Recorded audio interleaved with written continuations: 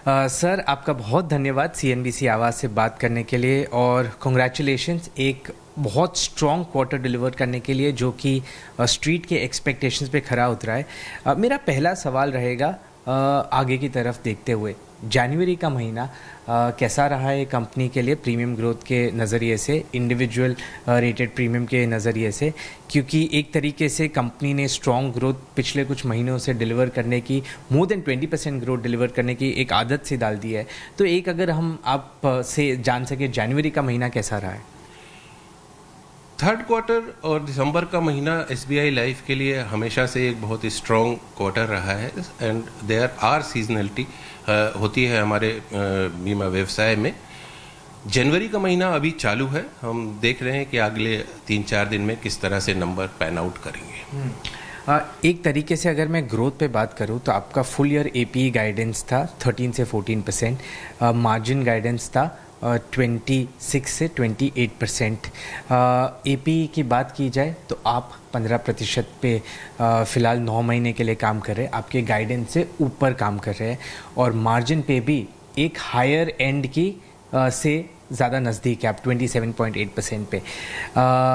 आपके हिसाब से आप फुल फाइनेंशियल ईयर के लिए आपके जो गाइडेंस आपने दिया था 13 to 14% on AP and 26 to 28% on margin, दोनों को सरपास करते हुए दिख सकते हैं, क्योंकि 9 महीने की पूरी आशंका से वो होता हुआ दिखता है। देखिए, हमें बहुत खुशी है कि हमने साल के शुरुआत में जो गाइडेंस दी थी एपी ग्रोथ के लिए, टॉप लाइन के लिए, मार्जिन के लिए या वीओएनबी ग्रोथ के लिए, हम उस पे 9 महीने के अंत पे खरे उतरे हैं। पहला हाफ थोड़ा वीक था, लेकिन हमने तब भी गाइडेंस चेंज नहीं करा था क्योंकि हमारा कंपनी का पॉलिसी है और हम उसी हिसाब से पूरे साल काम करते हैं। तो 9 महीने के अंत में हमको उसको गाइडेंस को चेंज करने का कोई भी रीज़न नहीं है। हम उसी गाइडेंस पे कायम हैं एंड हम बहुत कॉन्फिडेंस के साथ कह सकते हैं कि साल के अंत में हम अपने गाइडेंस पे खरे उतरेंगे। आपने पहले भी इस चीज़ की बात की है और मैं आपसे फिर से पूछना चाहता हूँ कि आपका कन्विक्शन एक पॉजिटिव बायस गाइडेंस के ऊपर ओवरशूट करने के लिए पॉजिटिव बायस पे आपका जो कन्विक्शन है वो और स्ट्रॉन्ग हुआ है 9 महीने के अंत में? जरूर, क्योंकि जिस तरह से 6 महीने ख़त्म होने के बाद में हमने 9 महीने के अंत में उस जो भी डेफिसिट था उसको जिस तरह से कवर किया है, तो हमें बहुत विश्वास है कि हमारी पूरी एसबीआई लाइफ की टीम और हमारा डिस्ट्रीब्यूशन चैनल जिस तरह से मिलके काम कर रहा है, हम अपनी गाइडेंस पे कायम रहेंगे।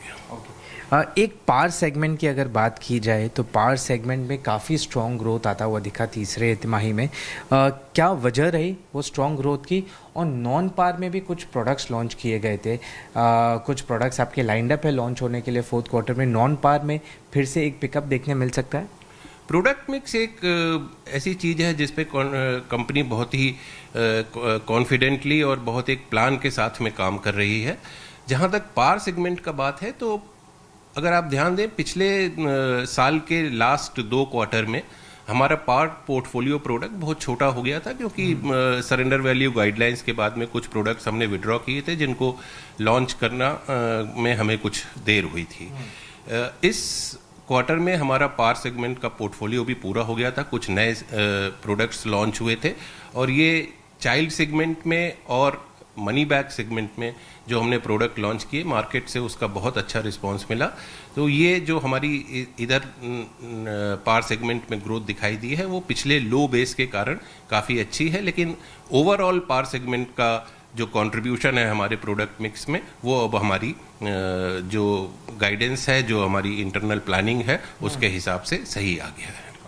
एक सवाल, यूलिप में अभी राइडर अटैचमेंट कहाँ पे है और इसमें और कितनी बढ़ोतरी आगे हो सकती है, फोर्थ क्वार्टर में या अगले साल में?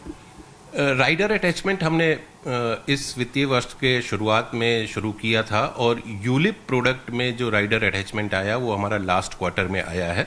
हमें खुशी है कि इस समय हम करीब 30 से 40% के बीच में ओवरऑल बेसिस पे राइडर अटैच कर पा रहे हैं।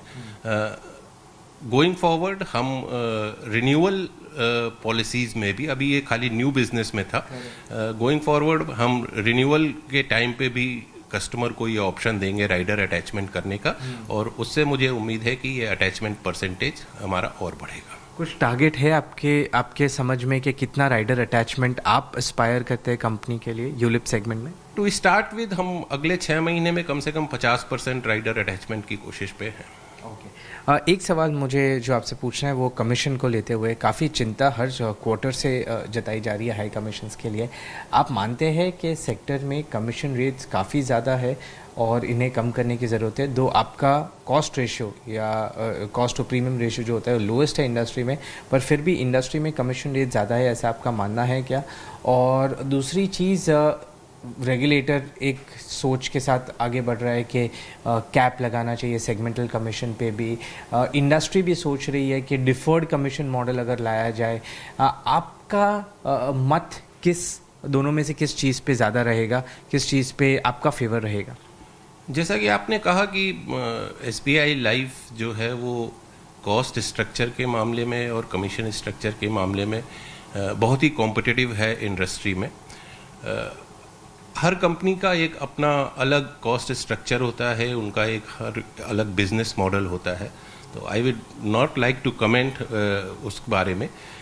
लेकिन जिस पोजीशन में हम हैं उस पोजीशन में रेगुलेशंस की तरफ से जो भी गाइडलाइंस आएंगी, हम समझते हैं कि हमारी कंपनी SBI लाइफ इंश्योरेंस उस स्ट्रक्चर के साथ में एडजस्ट करने के लिए सबसे बढ़िया पोजीशन में है। एक आखिरी सवाल, बजट ऑफ कोर्स इसी संडे को प्रस्तुत किया जाएगा। SBI लाइफ और लाइफ इंश्योरेंस इंडस्ट्री की डिमांड, एक्सपेक्टेशन, इच्छा बजट से इस बार क्या रहेगी? देखिए, इंडियन इकोनॉमी एक बहुत ही रोबस्ट ग्रोथ फेज में है। इन्फ्लेशन काफ़ी कंट्रोल में है। पिछले 1 साल में गवर्नमेंट ने टैक्स कंसेशंस, भले वो इनकम टैक्स की साइड में हो या GST साइड में हो, उसके थ्रू कस्टमर की जेब में ज़्यादा पैसा दिया है। और हम क्या चाह सकते हैं? इंश्योरेंस की अफोर्डेबिलिटी भी बढ़ाई है GST एग्जम्पशन से। आज की तारीख में अगर ये कुछ सेविंग्स को लाइफ इंश्योरेंस और पेंशन इंडस्ट्री में चैनलाइज करने के लिए कुछ और इनेबलर्स आ जाते हैं तो वो कस्टमर्स के लिए भी अच्छा होगा, और ये लॉन्ग टर्म सेविंग्स हमारे इंफ्रास्ट्रक्चर बिल्डअप के लिए भी काफ़ी अच्छा काम करेगा।